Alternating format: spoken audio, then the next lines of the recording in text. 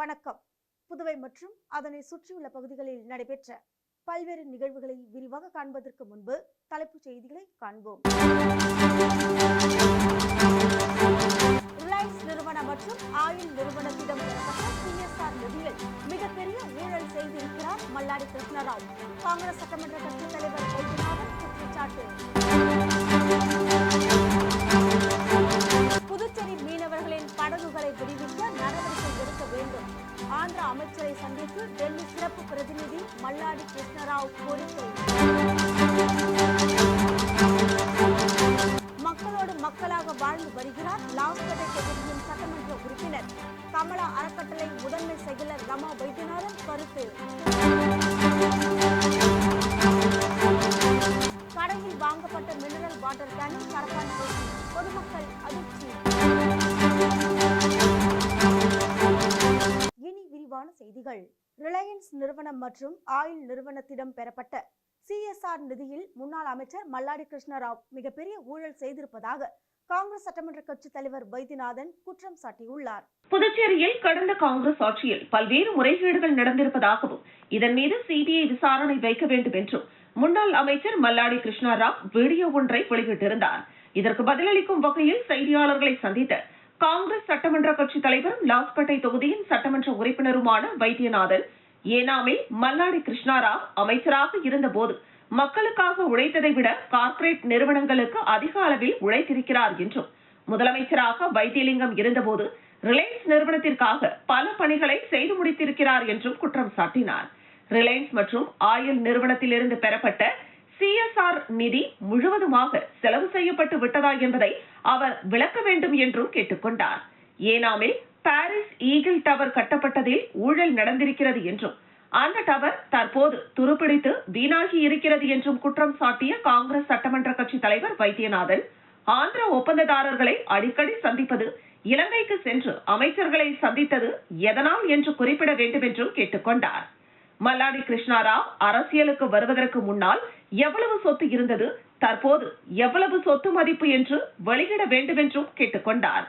மக்களால் புறந்தள்ளப்பட்ட மல்லாடி கிருஷ்ணராவ் தோல்வியடைந்த பின்னரும் அரசு பதவி மற்றும் முதலமைச்சரை கையில் வைத்துக் கொண்டு மக்களால் தேர்ந்தெடுக்கப்பட்ட சட்டமன்ற உறுப்பினரின் மாண்புகளையும் மரியாதையையும் குறைத்து வருவதாக குற்றம் சாட்டினார். மல்லாடி கிருஷ்ணராவ் அமைச்சராக இருந்தபோது அரசு திட்டங்களுக்கு போலியான முறையில் பூஜைகள் போடப்பட்டு அந்த பணி மேற்கொள்ளப்படாமலேயே நிறுத்தப்பட்டுள்ளது. இதை ஏன் என்று விளக்க வேண்டும் என்று கேட்டுக்கொண்ட காங்கிரஸ் சட்டமன்ற கட்சி தலைவர் வைத்தியநாதன், இதுபோன்ற போலியான அரசியல்வாதிகளுக்கு மக்கள் ஆதரவளிக்க வேண்டாம் என்றும் வலியுறுத்தினார். பழிவாங்கும் அரசியலை மல்லாடி விட்டுவிட்டு மக்கள் பணி செய்ய வேண்டும் என்றும் காங்கிரஸ் சட்டமன்ற கட்சி தலைவர் வைத்தியநாதன் கேட்டுக்கொண்டார்.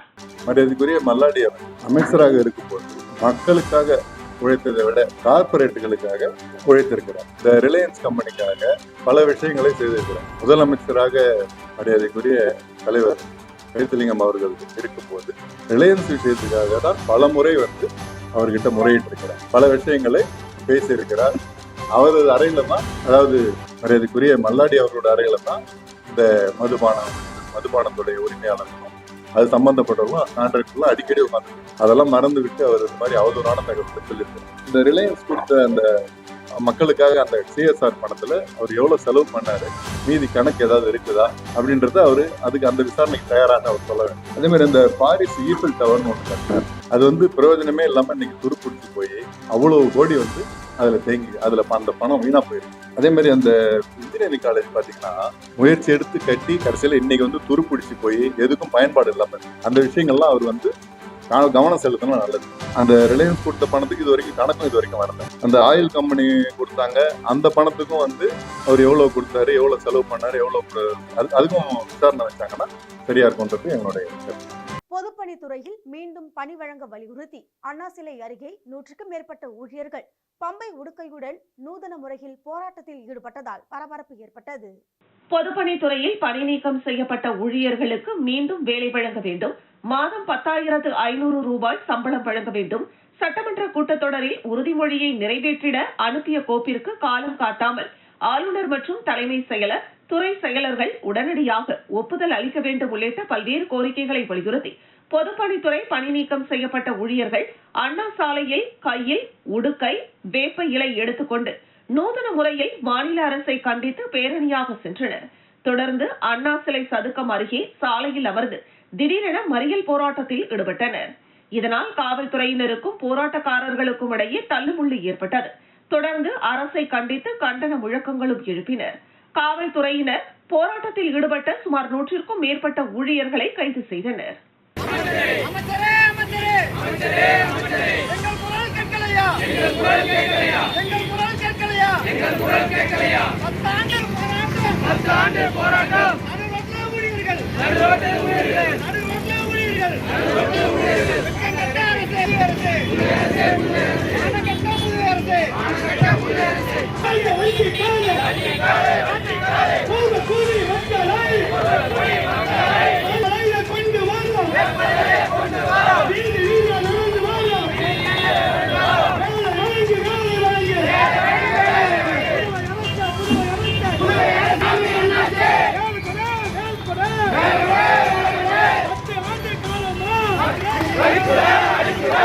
லாஸ்பேட்டை தொகுதி மக்களின் ரேஷன் கார்டுகளில் மட்டும்தான் சட்டமன்ற உறுப்பினரின் பெயர் இல்லை என்றும் மக்களோடு மக்களாக வாழ்ந்து வருகிறார் என்றும் மகளிர் குழு ஆலோசனை கூட்டத்தில் கமலா அறக்கட்டளை முதன்மை செயலர் ரமா வைத்தியநாதன் தெரிவித்துள்ளார்.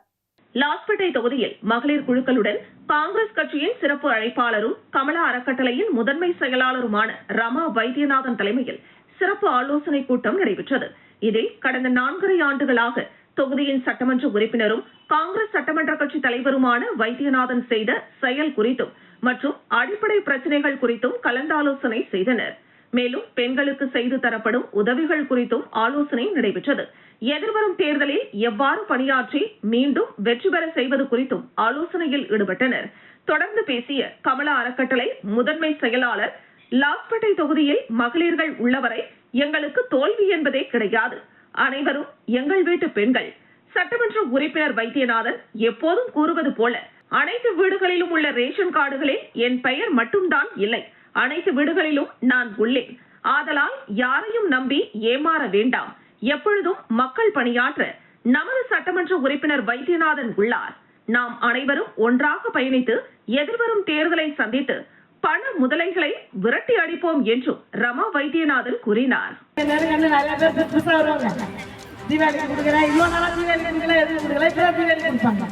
இப்ப ஏதோ புதுசா எல்லாம் வருவாங்க. நம்மளும் சார் சொன்னாங்கல்ல, ஜெயிச்சா ஒரு கார்டு கொடுத்தாங்கல்ல, ஒரு கிஃப்ட் எல்லாத்தையும் நான் கொடுப்பேன்னு சொன்னாங்கல்ல, அது சார் கொடுப்பாங்க. அந்த எப்போதும் உங்க மக்களோட மக்களா பழகிறவங்க. சார் எப்போதும் சொல்லுவாரு, உங்க வீட்டுல ரேஷன் கார்டுல தான் என் பேர் இல்லை அப்படின்னு சொல்லுவாரு. அது மாதிரி தான் நானும் உங்களோட ஒருத்தான் நானும். அதெல்லாம் கண்டிப்பா அடுத்த வருஷம் எலெக்ஷன்ல 2020 நம்ம சார எம்எல்ஏ ஆகி மினிஸ்டர் ஆக்கிறோம். இதெல்லாம் நம்ம மகளிர் எடுத்தா கண்டிப்பா முடியும். நீங்க எல்லாத்தையும் சொல்லணும். பத்துக்கண்ணு அருகே செங்கல்பட்டு மெயின் ரோட்டில் செங்கல் ஏற்றுக்கொண்டு அதிவேகமாக வந்த மினி லாரி எதிரே வந்த இருசக்கர வாகனத்தின் மீது மோதியதில் ஒருவர் சம்பவ இடத்திலேயே தலை நசுக்கி உயிரிழந்தார். புதுச்சேரி பத்துக்கண்ணு அடுத்த செல்லிப்பட்டு கிராம பகுதி மெயின் ரோடு வழியாக செங்கல் ஏற்றி வந்த மினி லாரி இருசக்கர வாகனத்தில் எதிரே வந்த தனியார் நிறுவன ஊழியர் மீது மோதியதில் தலை நசுங்கி சம்பவ இடத்திலேயே உயிரிழந்தார். இதனை கண்டு அதிர்ச்சியடைந்த அந்த பகுதி மக்கள் விபத்தை ஏற்படுத்திய மினி லாரியை சிறைபிடித்த போது லாரி ஓட்டுநர் தப்பித்து சென்றார். வில்லியனூர் போக்குவரத்து காவல்துறையினருக்கு தகவல் கொடுத்ததன் அடிப்படையில் விரைந்து வந்து விசாரணை மேற்கொண்டனர். வளவனூர் பகுதியைச் சேர்ந்த ஆறுமுகம் மகள் 35 வயதான ராஜா என்பதும் இவர் மேட்டுப்பாளையத்தில் உள்ள தனியார் நிறுவனத்தில் உற்பத்தி மேலாளராக பணிபுரிகிறார் என்பதும் இறந்து போன ராஜாவிற்கு 3 மாத பெண் குழந்தை உள்ளதும் விசாரணையில் தெரிய வந்தது. அதனைத் தொடர்ந்து உடலை கைப்பற்றி ஆம்புலன்ஸ் மூலம் கதிர்காமம் அரசு மருத்துவமனைக்கு அனுப்பி வைத்தனர். மேலும் விபத்து குறித்து சம்பவ இடத்திற்கு விரைந்து வந்த போக்குவரத்து காவல் கண்காணிப்பாளர் பக்தவச்சலம் விசாரணை மேற்கொண்ட போது விபத்திற்கு மினி லாரி அதிவேகமாக வந்ததே காரணம் என அந்த பகுதி மக்கள் காவல் கண்காணிப்பாளரிடம் தெரிவித்து, மேலும் இப்பகுதியில் சாலையோரம் அதிக வீடுகள் உள்ளதால் முக்கிய பகுதிகளில் வேக தடை அமைத்திட வேண்டும் எனவும் காலை நேரங்களில் மினி லாரிகளை அவ்வழியாக செல்வதற்கு தடை செய்ய வேண்டும் என காவல் கண்காணிப்பாளரிடம் அப்பகுதி மக்கள் முறையிட்டனர். மேலும் விபத்தில் மரணமடைந்த ராஜா ஹெல்மெட் அணிந்திருந்தும் இதுபோன்ற விபத்து ஏற்பட்டது அப்பகுதி மக்களிடையே பெரும் சோகத்தையும் அதிர்ச்சியையும் ஏற்படுத்தியுள்ளது. திருப்புவனை தொகுதியில் 300 பயனாளிகளுக்கு முதியோர் உதவித்தொகை ஆணையினை சட்டமன்ற உறுப்பினர் அங்காளன் வழங்கினார். புதுச்சேரி அரசின் மகளிர் மற்றும் குழந்தைகள் மேம்பாட்டுத்துறை மூலம் மாநிலம் முழுவதும் முதியோர், விதவை, முதிர்கன்னிகள், கணவரால் கைவிடப்பட்டோர், திருநங்கைகள் என 10,000 பேருக்கு உதவித்தொகை வழங்கப்படும் என்று அறிவிக்கப்பட்டு கடந்த மாதம் 18ஆம் தேதி முதல்வரால் இந்த திட்டம் தொடங்கி வைக்கப்பட்டது. அதனைத் தொடர்ந்து திருப்புவனை சட்டமன்ற தொகுதியில் புதுச்சேரி அரசின் மகளிர் மற்றும் குழந்தைகள் மேம்பாட்டுத்துறை மூலம் முதியோர், விதவை, கணவரால் கைவிடப்பட்டோர், முதிர்கன்னிகள், திருநங்கைகள் என 300 பயனாளிகளுக்கு உதவித்தொகை ஆணை வழங்கும் நிகழ்ச்சி திருப்புவனை தொகுதியின் சட்டமன்ற உறுப்பினர் அலுவலகத்தில் நடைபெற்றது. இந்த நிகழ்ச்சியில் தொகுதியின் சட்டமன்ற உறுப்பினர் அங்காளன் கலந்து கொண்டு பயனாளிகளுக்கு அரசின் உதவித்தொகைக்கான ஆணையை வழங்கினார். இதில் மகளிர் மற்றும் குழந்தைகள் மேம்பாட்டுத்துறை அதிகாரிகள், சட்டமன்ற உறுப்பினரின் ஆதரவாளர்கள், பொதுமக்கள் உட்பட ஏராளமானோர் கலந்து கொண்டனர்.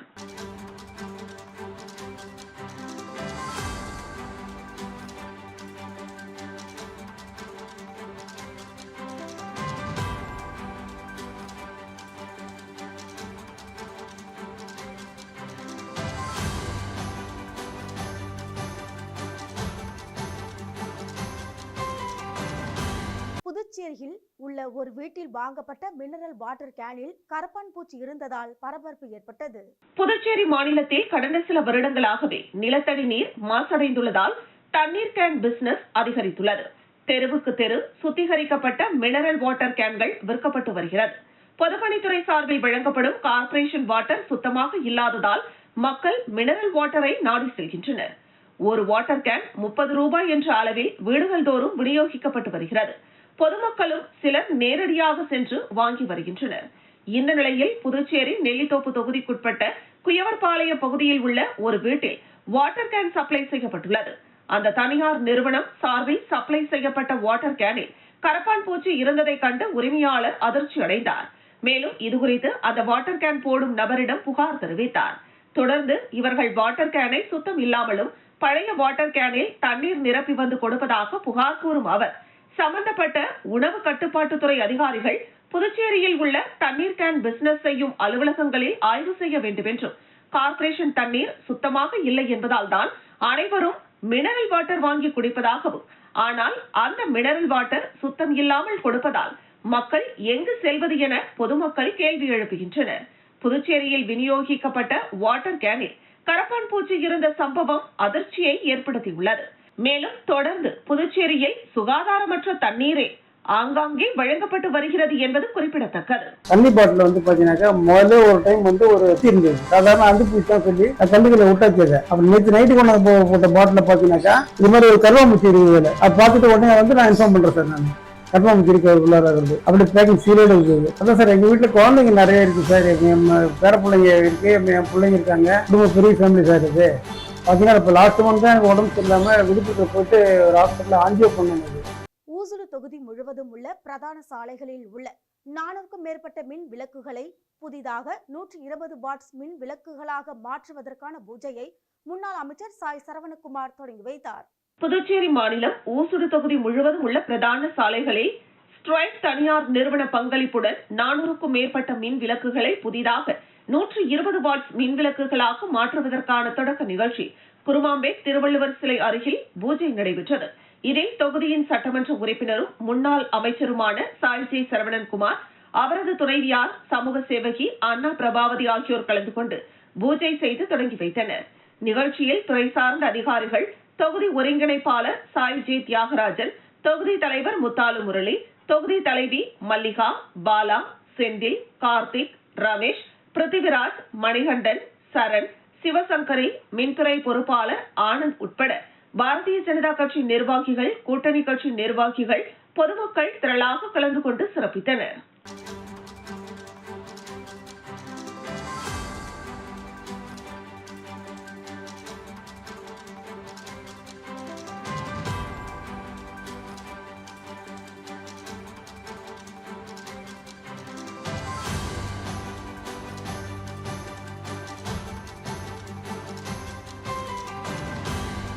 புதுச்சேரி மீனவர்களின் படகுகளை விடுவிக்க நடவடிக்கை எடுக்க கோரி ஆந்திரா அமைச்சர் நாரா லோகேஷை சந்தித்து டெல்லி சிறப்பு பிரதிநிதி மல்லாடி கிருஷ்ணராவ் கோரிக்கை விடுத்தார்.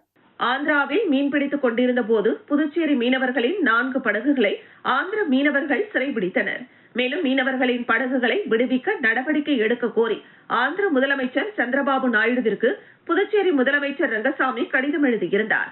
இந்த நிலையில் புதுச்சேரிக்கான டெல்லி சிறப்பு பிரதிநிதி மல்லாடி கிருஷ்ணராவ் விஜயவாடாவில் உள்ள முதலமைச்சர் இல்லத்தில் அமைச்சர் நாரா லோகேஷை சந்தித்து பேசினார்.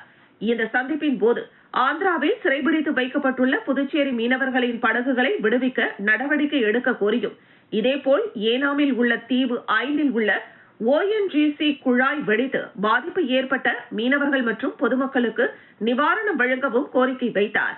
கோரிக்கைகள் தொடர்பாக உடனடி நடவடிக்கை எடுப்பதாக அமைச்சர் நாரா லோகேஷ் உறுதியளித்துள்ளார். காட்டுக்குப்பம் பகுதியில் டாக்டர் அப்துல் கலாம் அவர்களின் 94வது ஆண்டு பிறந்தநாள் விழா கலாம் மக்கள் சாசன பாதுகாப்பு இயக்கத்தின் தலைவர் சாண்டிலன் தலைமையில் சிறப்பாக கொண்டாடப்பட்டது. கிருமாம்பாக்கம் அடுத்துள்ள காட்டுக்குப்பம் மெயின் ரோட்டில் 1931ஆம் ஆண்டு பிறந்து இந்தியாவின் ஏவுகணை நாயகன் மற்றும் இந்தியாவின் 11வது ஜனாதிபதியாக பணியாற்றி இந்திய திருநாட்டை வல்லரசு நாடாக மாற்ற வேண்டும் என்ற எண்ணத்தில் பல செயல்பாடுகளை செய்து இந்தியாவிற்கு பெருமை சேர்த்து மறைந்த டாக்டர் அப்துல் கலாம் அவர்களின் 94வது ஆண்டு பிறந்த நாளை முன்னிட்டு காட்டுக்குப்பம் பகுதியில் வைக்கப்பட்டிருந்த அவருடைய உருவப்படத்திற்கு மாலை அணிவித்து மரியாதை செய்து பொதுமக்களுக்கு இனிப்புகள் மற்றும் மாணவ மாணவிகளுக்கு நோட்டு புத்தகங்கள், மரக்கன்றுகள் வழங்கி கலாம் மக்கள் சாசன பாதுகாப்பு இயக்கத்தின் தலைவர் சாண்டிலன் தலைமையில் நிகழ்ச்சி நடைபெற்றது. இதில் அப்துல் கலாம் போன்று வேடமணிந்து வந்த புதுவை கலைஞர் கலாம் ஷரீப் அவர்களுக்கு மாணவ மாணவிகள் மலர் தூவி மரியாதை செய்தனர். அதனைத் தொடர்ந்து அப்துல் கலாம் கூறியது போல் வீட்டிற்கு ஒரு மரம் வளர்ப்போம் என்ற நோக்கத்தில் 94 மரக்கன்றுகள் பொதுமக்களுக்கு வழங்கப்பட்டன. இந்த நிகழ்ச்சியில் புதுக்குப்பம் முனியன் முன்னிலை வகித்தார். சட்டக்கல்லூரி மாணவர், கலாம் இயக்கத்தின் இளைஞரணி தலைவருமான அரவிந்த் அனைவரையும் வரவேற்றார். சிறப்பு விருந்தினராக துரைசாமி, ஜமுனா ரவி, திருமாறன், பாப்பையா மற்றும் கிருஷ்ணமூர்த்தி ஆகியோர் கலந்து கொண்டனர். மேலும் கொரவள்ளிமேடு அருண்குமார் மரக்கன்றுகளை வழங்கி சிறப்பித்தார். மணிகண்டன் அனைவருக்கும் இனிப்புகள் வழங்கி மாணவ மாணவிகளுக்கு புத்தகங்களை பரிசாக அளித்தார். மகளிரணி தலைவி இந்திரா உடனிருந்தார். கழக நிர்வாகிகள் நந்தகுமார், சுந்தர், ரஞ்சித், நடராஜ் நிகழ்ச்சிக்கான ஏற்பாடுகளை செய்திருந்தனர். அதனைத் தொடர்ந்து இயக்கத்தின் சார்பில் முனியப்பன், ரவிச்சந்திரன் கடலூர் அரசு மருத்துவமனையில் இரத்த தானத்தை வழங்கினர். இந்த நிகழ்ச்சிக்கான ஏற்பாட்டினை கலாம் மக்கள் சாசன பாதுகாப்பு இயக்கத்தின் சார்பில் செய்யப்பட்டிருந்தது.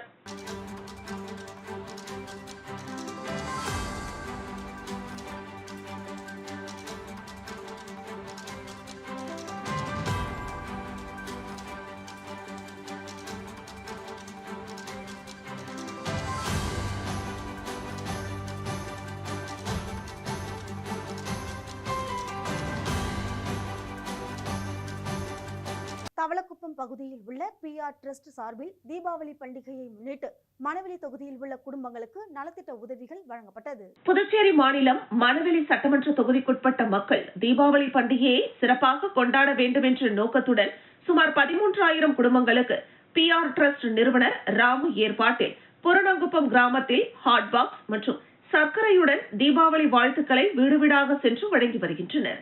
இதில் ஊர் முக்கிய பிரமுகர்கள், இளைஞர்கள் பலரும் செயல்பட்டு வருகின்றனர். நிறுவன தலைவர் கூறுகையில், எதிர்வரும் தீபாவளியை புத்தாடை அணிந்து பட்டாசுகள் வெடித்து குடும்பத்துடன் சிறப்பாக கொண்டாட வேண்டும். பட்டாசுகள் வெடிக்கும் போது பிள்ளைகளுடன் பெற்றோர்கள் கண்டிப்பாக இருக்க வேண்டும் என்றும் அவர் வலியுறுத்தினார்.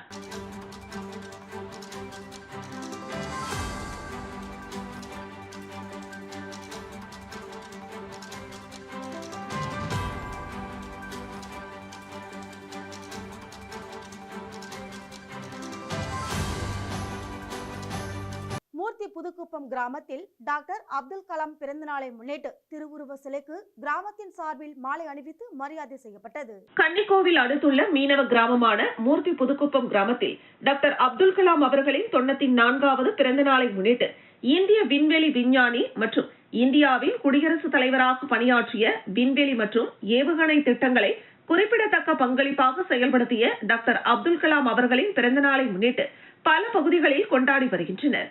அதன் ஒரு பகுதியாக அப்பகுதியில் வைக்கப்பட்டுள்ள திருவுருவ சிலைக்கு மலர் தூவி மாலை அணிவித்து மாணவ மாணவிகளுக்கு இனிப்புகள் மற்றும் எழுதுகோள் நோட்டு புத்தகங்கள் வழங்கி வெகு சிறப்பான முறையில் கொண்டாடினர். இந்த நிகழ்ச்சியில் அப்பகுதியில் உள்ள மாணவ மாணவிகள் மற்றும் அறுபடை வீடு கல்லூரி மாணவ மாணவிகள் என 100க்கும் மேற்பட்ட நபர்கள் கலந்து கொண்டு அப்துல் கலாம் அவர்களின் பிறந்த நாளை முன்னிட்டு உறுதிமொழி எடுத்துக் கொண்டனர். கலாம் போல் இனி வாழும் காலங்களில் வாழ்வோம், இந்தியாவை வல்லரசு நாடாக மாற்றுவோம் என்று மாணவ மாணவிகள் கூறினர். அதனைத் தொடர்ந்து அப்பகுதியில் மரக்கன்றுகள் நடப்பட்டன. அப்பகுதியில் உள்ள முக்கிய பிரமுகர்கள் கூறுகையில், புதுச்சேரி மாநிலத்திலேயே எங்களுடைய மீனவ கிராமத்தில்தான் டாக்டர் அப்துல் கலாம் அவர்களின் சிலை வைத்து சிறப்பாக கொண்டாடி வருகிறோம் என்று தெரிவித்தனர். அவருக்கு புதுச்சேரியில் சிலை மற்றும் மணிமண்டபங்கள் அமைக்க வேண்டும் என்றும், எங்களுடைய கிராமத்தில் உள்ள சிலையை குடை மற்றும் நினைவு சின்னமாக மாற்றித்தர வேண்டும் என்பதனை அப்பகுதி மக்கள் கோரிக்கையாக வைத்தனர். புதுச்சேரி சிகரம் வாகன ஓட்டுநர்கள் மற்றும் உரிமையாளர்கள் தொழிலாளர்கள் சங்கத்தின் சார்பில் இலவச கண் மருத்துவ முகாம் நடைபெற்றது. வாசன் கண் மருத்துவமனை மற்றும் புதுச்சேரி சிகரம் வாகன ஓட்டுநர்கள் மற்றும் உரிமையாளர்கள் தொழிலாளர்கள் சங்கம் இணைந்து மாபெரும் இலவச கண் மருத்துவ முகாம் புதுச்சேரியில் உள்ள வாசன் கண் மருத்துவமனையில் நடைபெற்றது. சங்கத்தின் தலைவர் வேலு தலைமை தாங்கினார். பொருளாளர் ஐயப்பன், செயலாளர் பாண்டியன் முன்னிலை வகித்தனர். சங்கத்தின் நிர்வாகிகள் மற்றும் குடும்பத்தினர் பங்கேற்றனர். இந்த இலவச கண் பரிசோதனை முகாமில் சுமார் 300க்கும் மேற்பட்டோர் கலந்து கொண்டு கண் பரிசோதனை செய்து கொண்டனர். முகாமில் மாநில நிர்வாகிகள் மற்றும் மண்டல நிர்வாகிகள், உறுப்பினர்கள் அனைவருக்கும் ஓட்டுநர் சீருடை வழங்கி கௌரவிக்கப்பட்டனர்.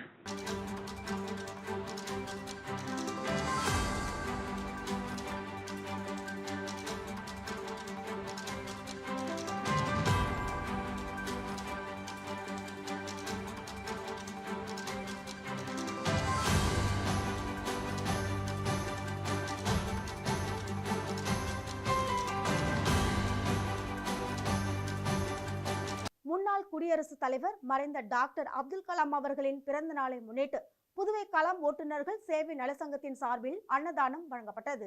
மறைந்த முன்னாள் குடியரசுத் தலைவர் டாக்டர் APJ அப்துல் கலாம் அவர்களின் பிறந்த நாளை முன்னிட்டு புதுவை கலாம் ஓட்டுநர்கள் சேவை நல சங்கத்தின் சார்பில் அன்னதானம் வழங்குவதற்கான ஏற்பாடுகள் செய்யப்பட்டு வில்லியனூர் பகுதி MGR சிலை சந்திப்பு மற்றும் வில்லியனூர் பைபாஸ் கோபாலசாமி நாயக்கர் மண்டபம் அருகே உள்ள சுமார் 2000 பொதுமக்களுக்கு அன்னதானம் வழங்கும் நிகழ்ச்சி நடைபெற்றது.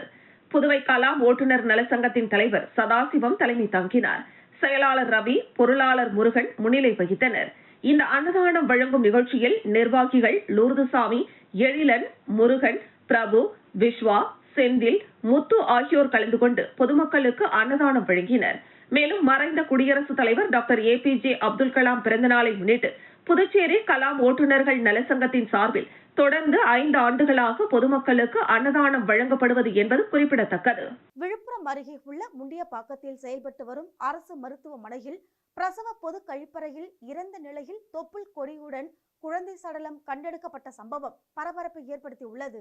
விழுப்புரம் அருகே உள்ள முண்டியம்பாக்கத்தில் செயல்பட்டு வரும் அரசு மருத்துவக் கல்லூரி மருத்துவமனையில் பிரசவத்திற்காக நாள்தோறும் கர்ப்பிணி பெண்கள் வருகை புரிந்து செல்கின்றனர். இந்த நிலையில் பிரசவ வார்டு அருகே உள்ள பொது கழிப்பறைக்கு மருத்துவமனைக்கு வந்தவர்கள் சென்றபோது கழிப்பறையில் பிறந்து 1 மணி நேரமே ஆன ஆண் குழந்தை ஒன்று தொப்புள் கொடியுடன் சடலமாக கிடந்துள்ளது. இதனை கண்டு அதிர்ச்சியடைந்த அவர்கள் அருகில் உள்ள பொது மருத்துவமனை காவல் நிலையத்தில் தகவல் தெரிவித்தனர். அந்த தகவலின் அடிப்படையில் காவல்துறையினர் அடையாளம் தெரியாத இறந்த நிலையில் இருந்த குழந்தையின் சடலத்தை கைப்பற்றி விசாரணை மேற்கொண்டு வருகின்றனர். கழிப்பறையில் பிரசவ வலி ஏற்பட்டு பிறந்த குழந்தையை தொப்புள் கொடியுடன் கொடூரமாக வீசி சென்றவர் பிறக்கும் போதே இறந்து பிறந்ததா, இல்லை உயிருடன் பிறந்த குழந்தையை கொன்றுவிட்டு வீசி சென்றார்களா என காவல்துறையினர் விசாரணை மேற்கொண்டு வருகின்றனர்.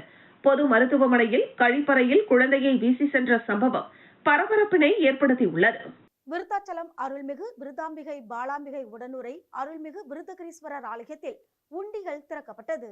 கடலூர் மாவட்டம் விருத்தாச்சலம் அருள்மிகு விருத்தகிரீஸ்வரர் திருக்கோவிலின் நிரந்தர உண்டியல் 9, திருப்பணி உண்டியல் 1 மொத்தம் 10 உண்டியல்கள் திறந்து எண்ணும் பணி நடைபெற்றது.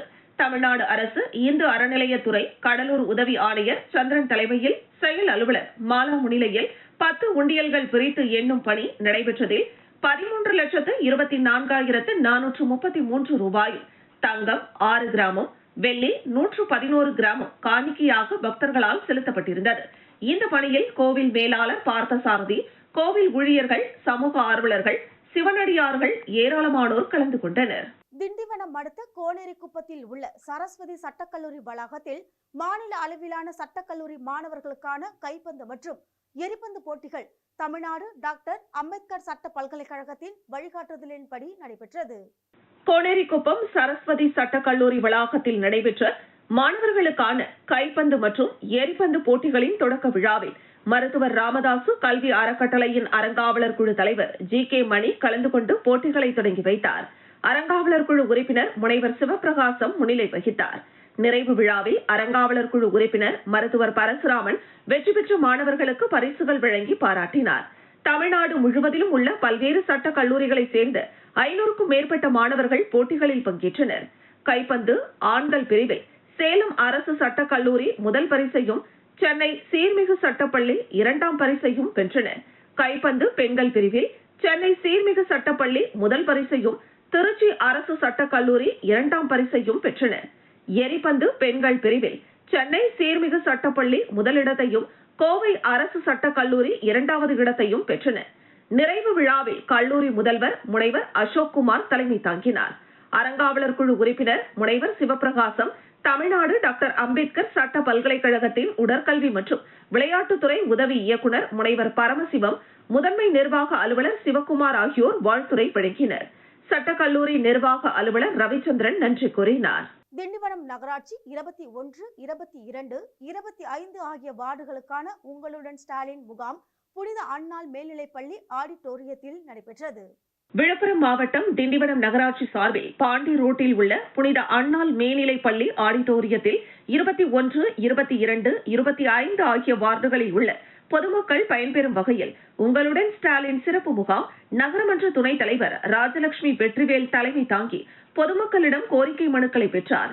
இதில் நகராட்சி மேலாளர் நெடுமாறன், நகரமன்ற உறுப்பினர்கள் தீபா விக்னேஸ்வர் சிங், ரேகா நந்தா, மணிகண்டன், நகர துணை செயலாளர் கௌதமன், திமுக நிர்வாகிகள் சின்னதுரை, அசோக்குமார் உள்ளிட்ட பலர் கலந்து கொண்டனர். மீண்டும் தலைப்புச் செய்திகள். ரிலையன்ஸ் நிறுவனம் மற்றும் ஆயில் நிறுவனத்திடம் பெறப்பட்ட CSR நிதியில் மிகப்பெரிய ஊழல் செய்திருக்கிறார் மல்லாடி கிருஷ்ணராவ். காங்கிரஸ் சட்டமன்ற கட்சித் தலைவர் வைத்தியநாதன் குற்றச்சாட்டு. புதுச்சேரி மீனவர்களின் படகுகளை விடுவிக்க நடவடிக்கை எடுக்க வேண்டும். ஆந்திர அமைச்சரை சந்தித்து டெல்லி சிறப்பு பிரதிநிதி மல்லாடி கிருஷ்ணராவ் கோரிக்கை. மக்களோடு மக்களாக வாழ்ந்து வருகிறார் லாஸ்பேட்டை தொகுதியின் சட்டமன்ற உறுப்பினர். கமலா அறக்கட்டளை முதன்மை செயலர் ரமா வைத்தியநாதன் கருத்து. கடையில் வாங்கப்பட்ட மினரல் வாட்டர் கேனில் கரப்பான் பூச்சி, பொதுமக்கள் அதிர்ச்சி.